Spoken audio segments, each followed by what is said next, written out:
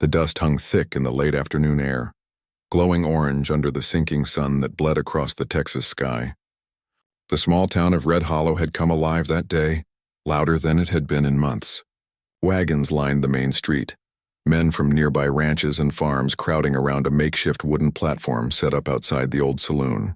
The scent of sweat, tobacco, and whiskey hung heavy as laughter and shouts echoed through the street. It wasn't a fair or a market. No, this was something darker, something wrapped in the cheap thrill of power and cruelty.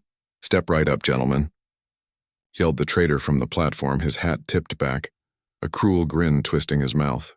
"Today's your lucky day. Choose any bride for free." The crowd erupted in cheers and laughter. Some of them were drunk already, waving bottles in the air, others smirking with the kind of hunger that had nothing to do with love. Behind the trader, a group of women stood, frightened, dirty, bound at the wrists with rope or chain. Some were white settlers who'd been taken and sold back. Others were native girls captured from burned villages. They were lined up like cattle, eyes lowered to the ground, their silence louder than the crowd's mocking cheers. Among them stood one girl who didn't look away. She was young, maybe 18. Her dark hair long and tangled, her face streaked with dust and defiance. A small chain hung between her wrists, clinking softly every time she moved. She stared at the men before her, not with fear, but with something far more dangerous. Pride. Eli Turner stood near the back of the crowd, leaning against the hitching post, his hat pulled low. He didn't belong among these men. His coat was old but clean, his boots worn but cared for.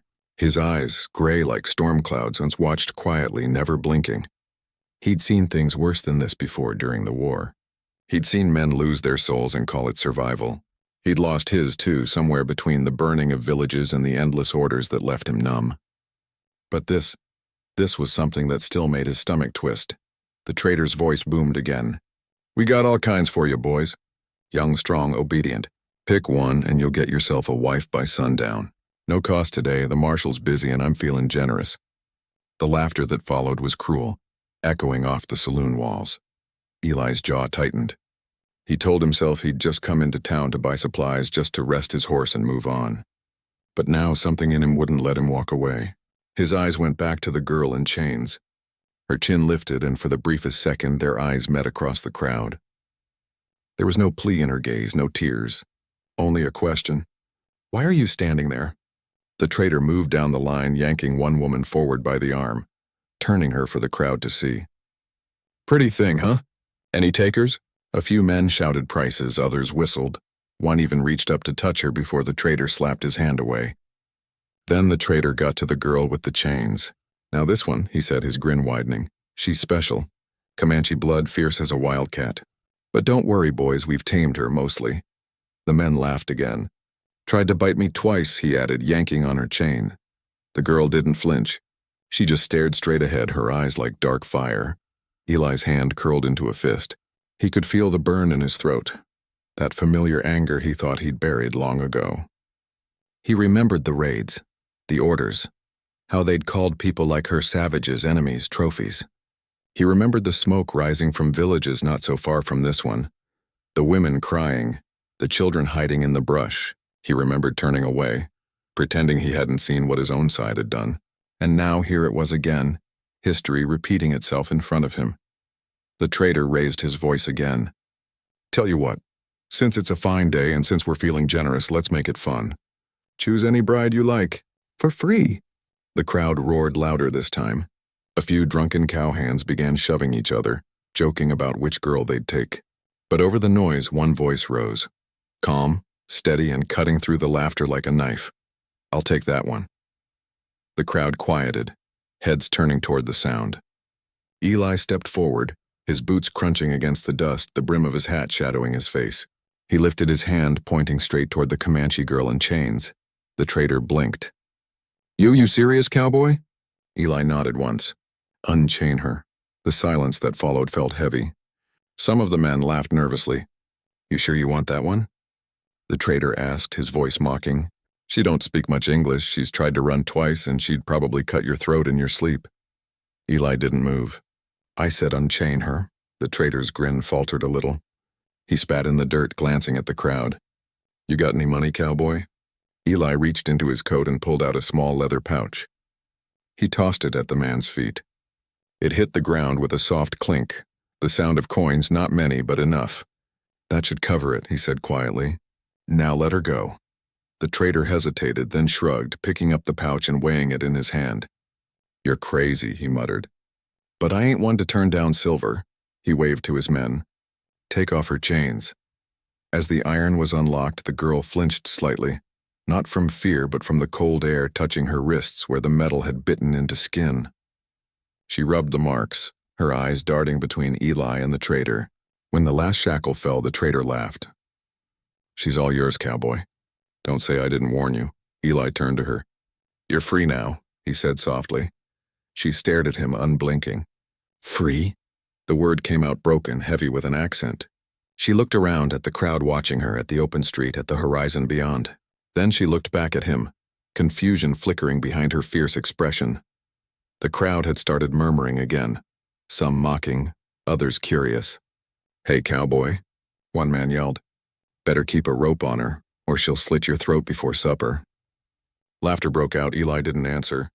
He just reached for his horse's reins, gave the girl a nod, and started walking. Come on, he said quietly. She didn't move. He stopped and looked back. Her hands were clenched at her sides, her jaw tight. She wasn't afraid, but she was ready. Ready to fight, ready to run. Eli sighed. He took a small step toward her, slow and careful, as if approaching a wild animal. I'm not here to hurt you, he said. You can stay or go. It's your choice. She stared at him for a long moment. Then slowly she stepped forward. The two of them walked through the crowd silent. The men parted to let them pass, watching like it was some kind of spectacle. A few muttered insults, but none dared stop them.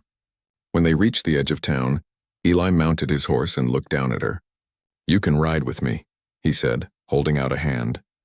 For a second she hesitated, glancing back toward the town, the laughter still echoing, the trader already shouting new offers to the crowd. Then she looked up at Eli, his face calm, his eyes steady. She took his hand. As he helped her up behind him, her fingers trembled, though her grip was strong. The horse shifted under their weight, and Eli turned the reins toward the setting sun. They rode in silence for miles, the sound of hooves steady on the dry earth. The wind picked up, carrying the smell of sagebrush and dust. The world around them was wide and endless, the horizon stretching forever. After a while, Eli spoke. You got a name? She didn't answer. He nodded slightly. All right. You don't have to tell me. Another long silence passed. Then, barely audible, she said, Nayeli. Eli looked ahead. Nayeli. He repeated softly, letting the name roll off his tongue. That's a good name. She said nothing else. By the time the sun dipped below the hills, they found a small clearing near a dry riverbed. Eli dismounted and built a small fire, the crackle of it breaking the silence of the plains. Nayeli sat a few feet away, her knees drawn up, eyes fixed on the flames. Eli tore a piece of bread from his pack and handed it to her. She looked at it, then at him, suspicion written all over her face. It's food, he said quietly. That's all? She didn't move. After a moment, Eli set the bread down beside her and leaned back, staring up at the darkening sky. You don't owe me anything, he said softly. You don't have to talk or thank me or stay, but no one's going to touch you again. Not while I'm around. For a long time, she didn't answer. The fire popped, and somewhere in the distance a coyote howled. Then in a voice barely above a whisper, she said, Why? Eli's gaze stayed on the stars. Because I've done enough wrong to know what right looks like when I see it. The night wind carried his words away, but Nayeli heard them. She looked at him, this man who'd bought her freedom when he didn't have much left himself. And for the first time since she'd been taken, she felt something unfamiliar. Not safety, not trust, but a fragile, flickering spark of hope. As the fire burned low, Eli drifted into sleep, his hat tipped forward. Nayeli sat awake, staring at the faint scars around her wrists. The chains were gone, but their memory lingered. She glanced at the man beside her, a stranger, a cowboy, perhaps a fool. But he hadn't looked at her like she was property. He hadn't looked at her like she was a prize. She pulled the blanket tighter around her shoulders and lay down near the fire. Her eyes closed slowly, her breathing steady.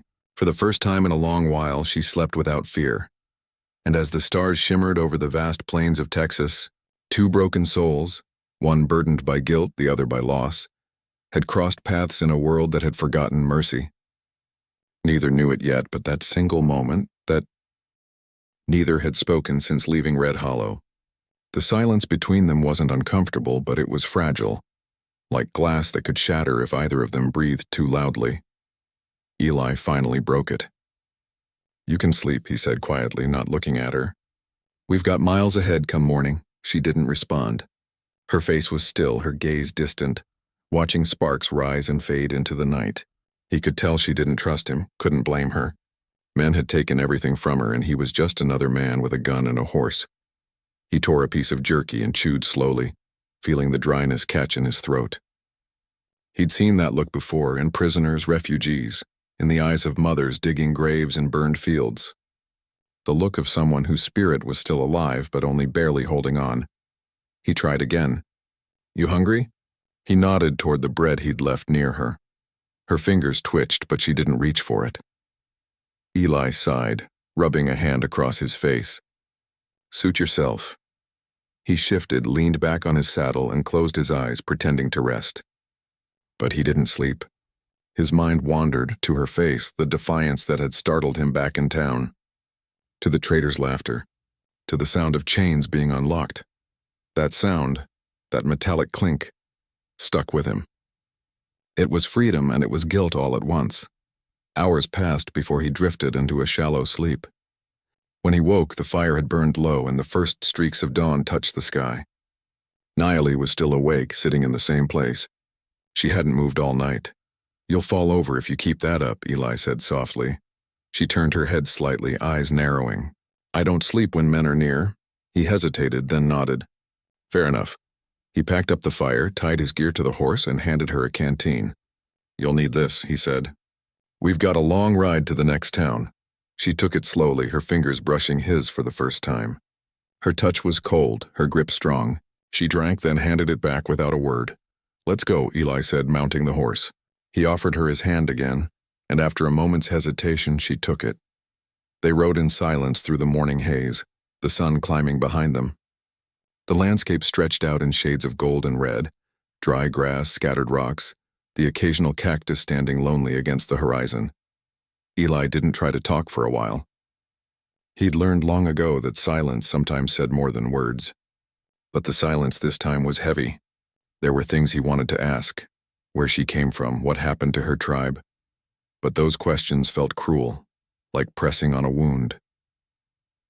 When the sun was high, he finally spoke. "You got family somewhere? Maybe a camp, a village?" She was quiet for a long time before answering. "Gone." He nodded slowly. "I'm sorry," she looked away. "You did not burn them." The words stung more than she knew. Eli swallowed hard. "No," he said, his voice low.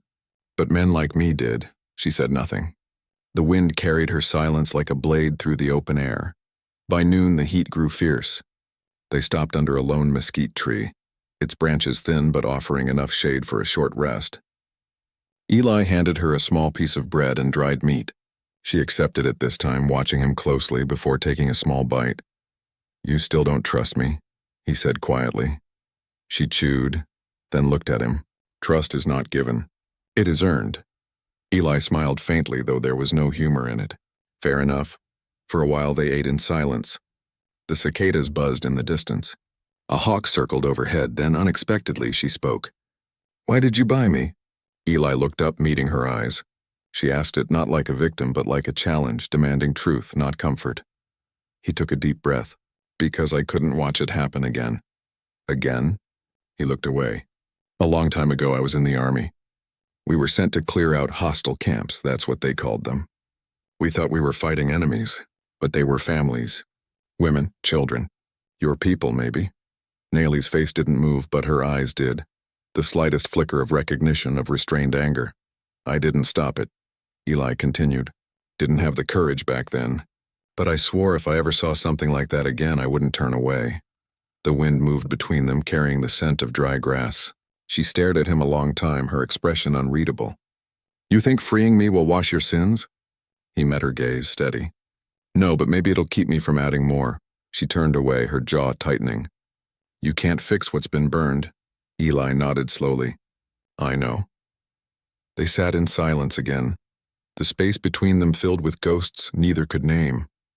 When they resumed riding, the land began to change, rolling hills giving way to dry canyons, the ground cracked and pale. The sky deepened to a hot blue and the air shimmered with heat. Eli kept his eyes ahead, scanning for water. He'd been out here enough times to know the desert could kill quietly, with sun and silence instead of bullets.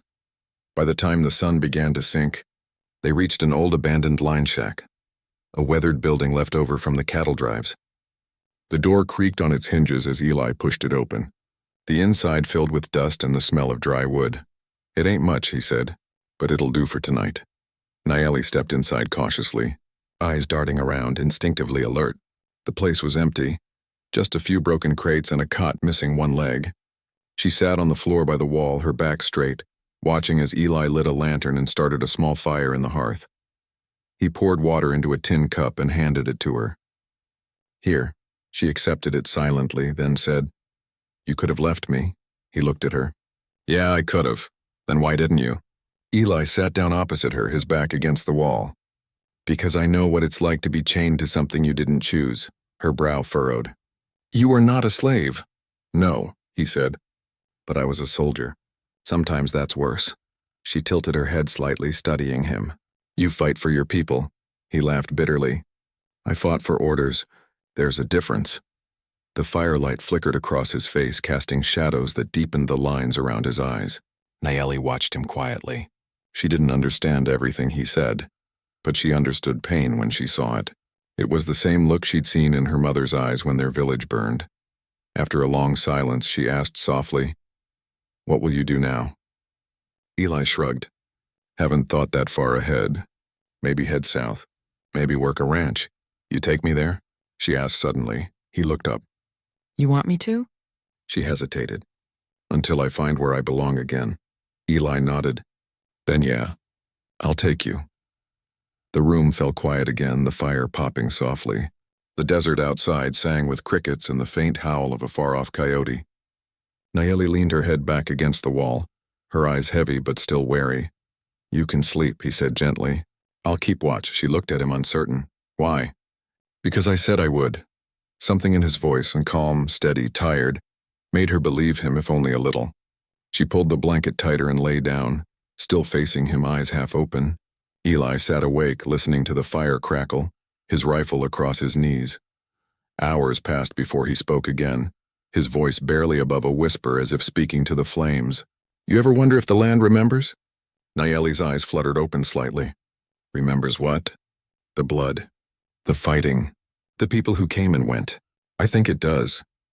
She watched him for a moment, then closed her eyes again. The land forgives, she murmured. People don't.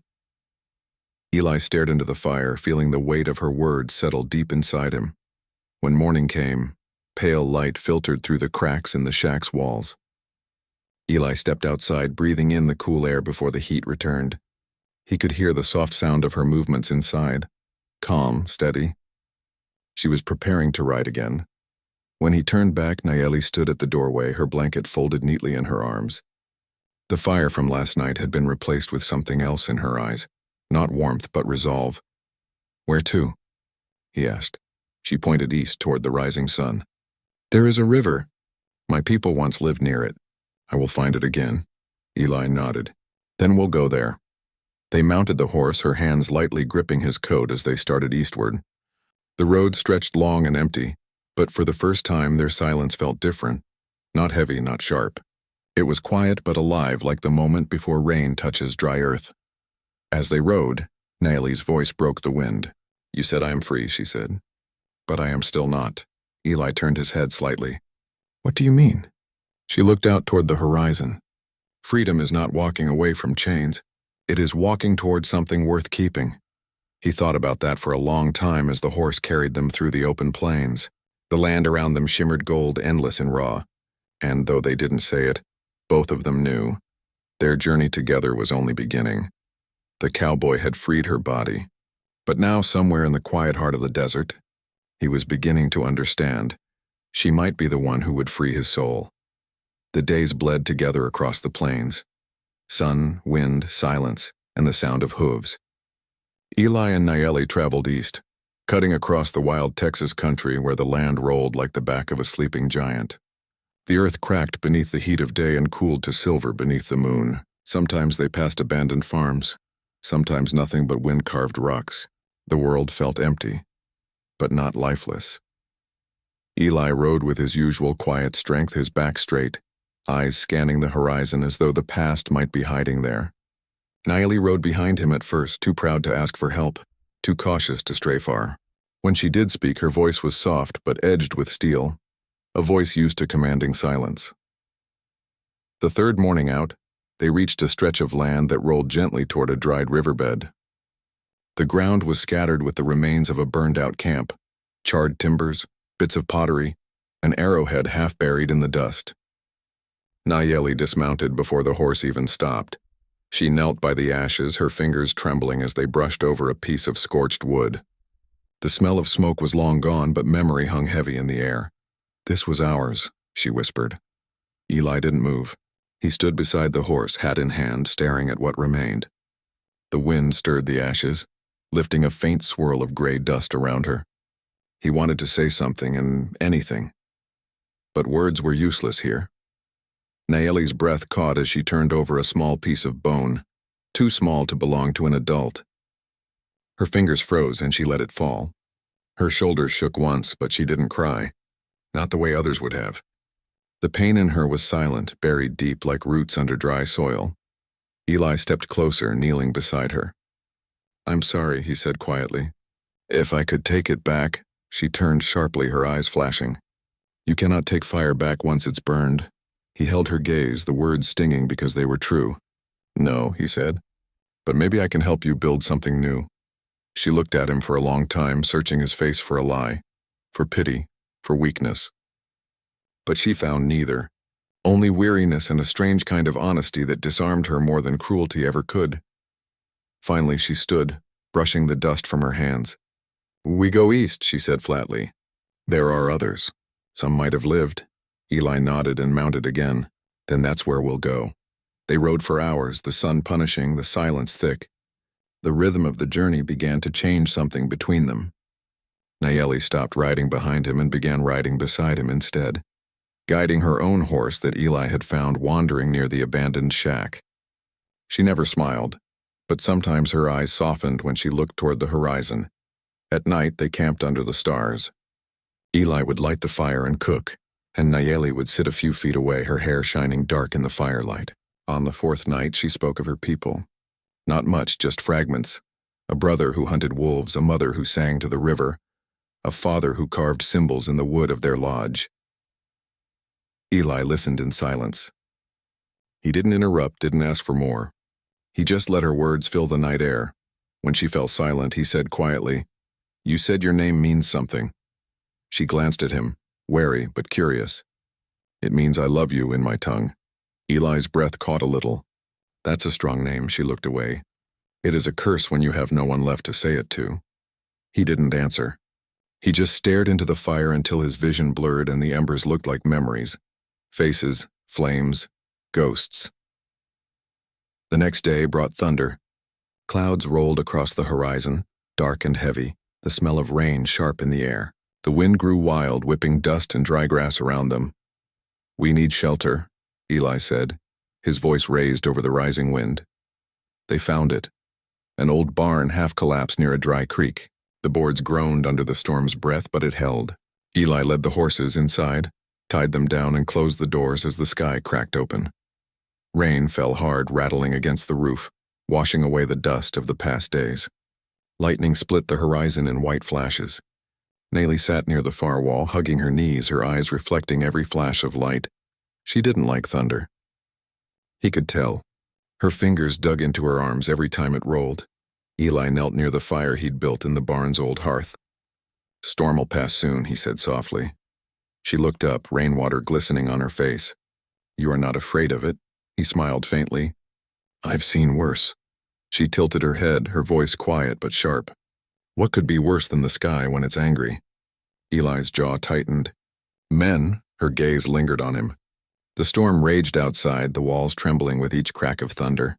After a while, she said, "Why did you save me?" He hesitated. It wasn't the first time she'd asked, but now her tone was different, less angry, more searching. He leaned against a post, staring into the fire. "Because I owed something to the world. Maybe to you. I do not understand," he sighed. "When I was younger, I followed orders. We rode into camps like yours. They told us it was for peace, for safety. But peace doesn't come from fire and bullets. I told myself it wasn't my fault. I was just a soldier. But when I saw you standing there that day with chains on your hands..." He trailed off, his voice cracking. "I saw every mistake I'd ever made staring back at me." Nayeli's expression softened, though her eyes stayed sharp. "You think I am one of them? The ones you burned?" He shook his head. "No. You're what's left of them." Lightning flashed again, painting the barn in white light.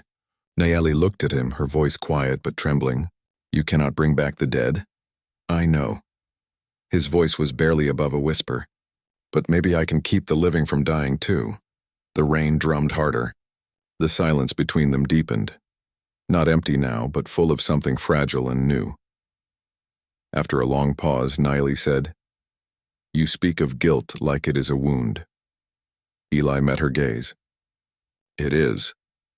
"Then stop bleeding," she said simply. He almost laughed. Not because it was funny, but because the truth of it was too sharp to cry over. "It's not that simple." "It is, if you choose." Her words hung in the air, echoing louder than thunder. When the rain finally began to ease, Eli stood and walked to the barn doors. He pushed one open a little, watching the world outside shimmer silver with water. The air smelled new, clean. Behind him, Nayeli rose to her feet. "You think saving me makes you good," she said, her tone unreadable. He turned to face her. "No, it just makes me less of what I was." She stepped closer, her bare feet silent on the wood. "And what were you?" He looked down. "A man who followed the wrong kind of orders." "Then stop following," she said quietly. Eli nodded slowly. "Maybe I already have." They stood there in the half-light, rain dripping from the roof in soft rhythms. Outside, the storm had left the world washed and waiting. After a long while, Nayeli said, "When the storm came, I thought of my father. He said the thunder was the sound of the Great Spirit walking the sky. When it comes, you do not hide. You listen." Eli smiled faintly. "What did he hear?" She placed her hand over her heart. "He heard that all storms end, but not all hearts survive them." Eli's throat tightened. "Sounds like a wise man." "He was," she said, her voice breaking slightly.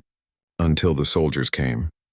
The silence that followed was painful, heavy with the weight of everything that couldn't be undone. Eli wanted to say something, anything, but words felt useless. So he just nodded, his jaw set, his heart aching with the kind of sorrow that never fades. When the dawn came, soft and gray, they rode again. The air was fresh, the sky wide and blue after the storm. The land looked new, as if the rain had washed away its sins. For the first time since they'd met, Nayeli smiled. Not fully, just a faint curve at the corner of her mouth as she watched a group of wild horses running along the ridge. "They are free," she said softly. Eli followed her gaze. "So are you," she looked at him, eyes glinting. "No, not yet." He frowned slightly. "What would..."